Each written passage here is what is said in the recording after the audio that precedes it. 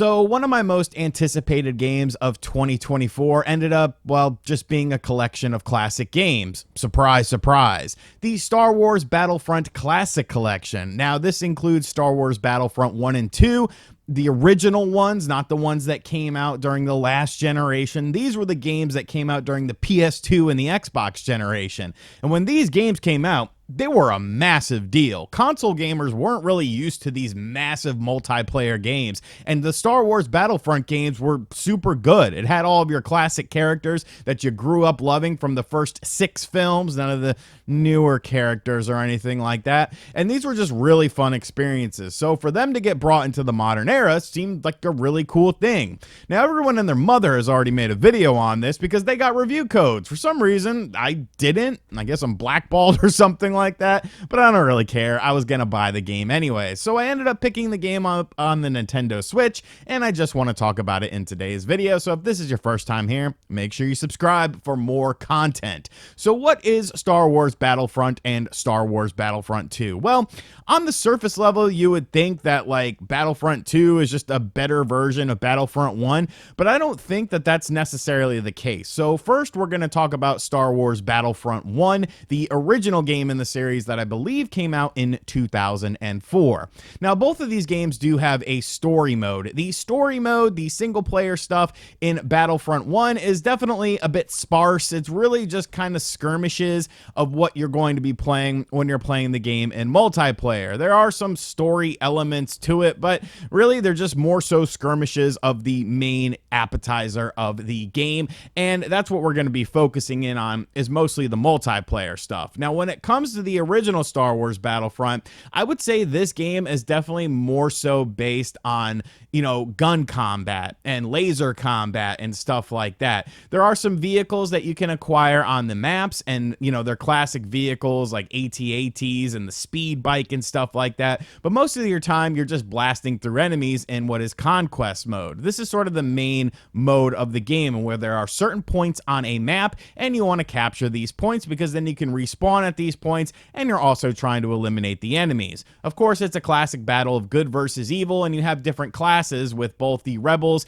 and, of course, the Empire. There's also the Sisses, which are like the little robot things. Sometimes you play as them against the Empire as well, but basically the different classes are what you would kind of expect from a game like this. If you want to be a sniper, there's a sniper class. You want to be kind of like a heavy demolition thing, there's a class for that too, or you could go with a more rounded thing. One thing I really like about this game, though, is the ability to switch between the first person and third person perspective on the fly, because I really feel like it almost makes it feel a bit like 2 different games. And I know that's kind of a stretch because really you're just changing the camera perspective, but when you're someone who plays a lot of first-person shooters and you kind of know that like third-person shooters for whatever reason just seem to be going by the wayside, it's nice to have like the option to kind of do whatever you want with this, and I really do like that about this game. As far as the Nintendo Switch version of this game is concerned, I think it's pretty damn solid. The online seems to be really well done. I haven't really encountered many hiccups in Battlefront 1,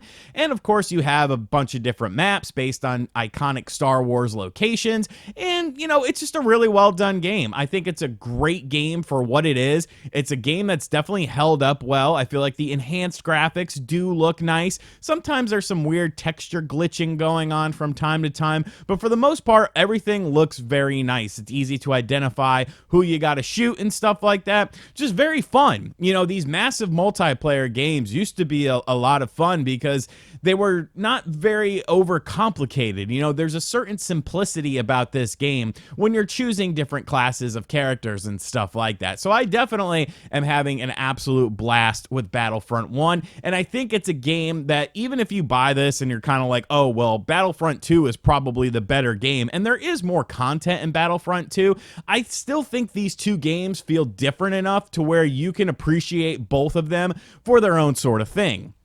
Now we're going to move into Battlefront 2. And this game kind of took the formula of Battlefront, but just completely expanded upon it. You know, most of the stuff in the first Battlefront game, like I said, it's ground-based combat. There are some vehicles that you can get as well to sort of enhance things. But basically, you were just playing conquest mode the whole time, and you couldn't really play as like iconic people and iconic characters and stuff like that. It was just more so the grunts. Whereas with Star Wars Battlefront 2, there's a lot more different game modes. There are specific maps that are just based on flying and stuff like that, which is pretty cool. You know, it's pretty epic to be doing like dogfights on various stages with various vehicles that are airborne vehicles from both sides, the, you know, the Empire and the Rebels and stuff like that. So, and you know, there's a bunch of different vehicles that you can commandeer as well. It's very, very fun stuff. And then you get to the ground-based combat, which at first seems very similar. You have stuff like conquest mode. There are some different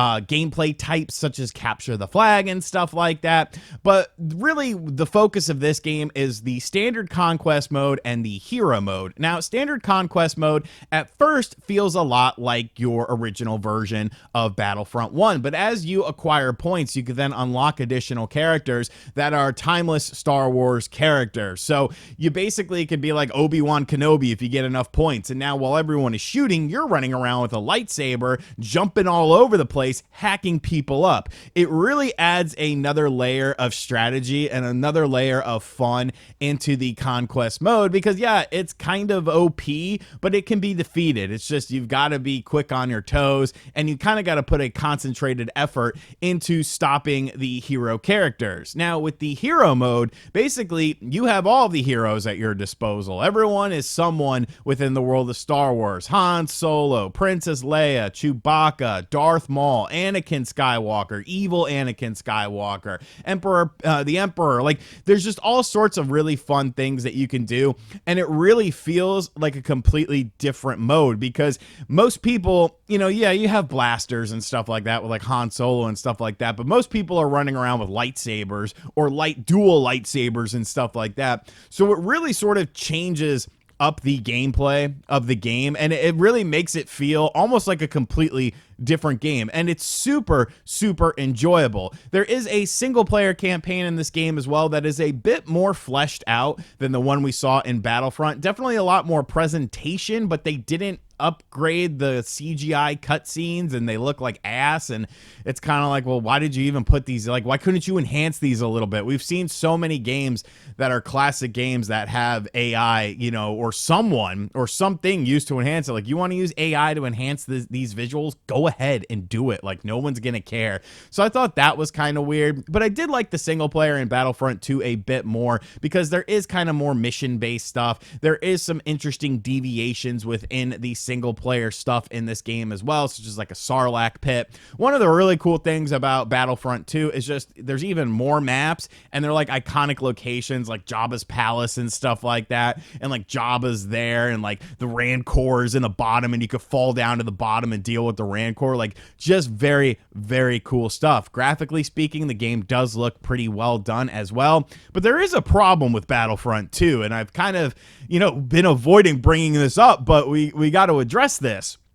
The online in Battlefront 2 is so much worse than Battlefront 1. I don't know what it is, what is going on here, because you would think, you know, Aspire is making these dedicated servers for the game, but for some reason Battlefront 2 has just been an absolute mess. To do hero mode gameplay, I actually had to play against like AI bots online in order just to show you guys this, because all the online matches right now are not working. But I played hero mode earlier in the day today when I was playing the game on my Switch in handheld mode, and it was fine. So I don't really know what's like going on with these servers. I know a lot of people were making videos today at the time of the filming of this video, which is the 14th, saying that, you know, this was a disastrous launch because the online wasn't working. And I sent a message in a group chat that I'm in with like Spawnwave and MVG and those people, and I was like, I'm playing the game on the Switch and it's been absolutely fine for me. I'm playing all the modes and everything is cool, but it seems like as more people logged on to Battlefront 2, the servers just got completely borked, and you could only really play conquest mode, and there was like glitches with it and stuff like that. So that's kind of a major problem because this game is contingent on online play. That's what the bread and butter of this game is. You're not playing these games for the single player experience. You're playing them because they're fun, fast online games to play. And when Battlefront 2 works, it feels great. It's super fun, and I do have a blast playing it, but it just seems like it's held together with like scotch tape and hopes and dreams with the online. I'm definitely going to need Aspire to like get on the ball with this and start addressing this like immediately. This is probably going to be a very successful game for Aspire because it's classic Star Wars stuff, and these are timeless games that people really enjoyed, but they need to fix that online stuff because most of the reviews that initially went out, the online servers weren't even on. People were playing with AI and stuff like that. So keep that in mind when you're watching those original reviews that came out when the embargo lifted on this game. Battlefront 1, on the other hand, though, plays completely smooth. So I don't really get it. But all in all, this is a $35 collection. I spent $31 on it because there was like a pre-order discount, and I don't regret it at all. Like, yes, the Battlefront 2 online servers definitely need to be ironed out, but this game is just so much damn fun. It's just a simple, fun game that you can easily wrap your head around. There's lots of deviations in the map types. There's lots of deviations in the gameplay types, and it's just fun. It's just a simple, fun multiplayer game. And it almost goes to show you how far away like multiplayer games have fallen from the era of the PS2, PS3 sort of era. Because it seems like, we stray further and further away from just these more simplistic, fun online multiplayer games. And now everything's like a games as a service thing. Like, could you imagine a modern one of these coming out on the PlayStation 5? That's games as a service written all over it. Oh, you want to play as Obi-Wan Kenobi? Oh, that'll be $5, pal. Oh, you want to play as Darth Vader? Hey, that's $5, pal. But I'm definitely having fun with this collection. I hope that Aspire continues to work on these servers and get them up and running properly with Battlefront 2. But Battlefront 1 has been, fine since I've been playing it all day today. Let me know in the comment section down below, though. Have you picked up this collection? Have you been having trouble with online? Like a lot of people seem to be having trouble with the online. If you did pick it up, which console you're playing it on. And as always, guys, thank you for checking out this video. And yeah, I lost my train of thought. I'll catch you guys on the next one. Later.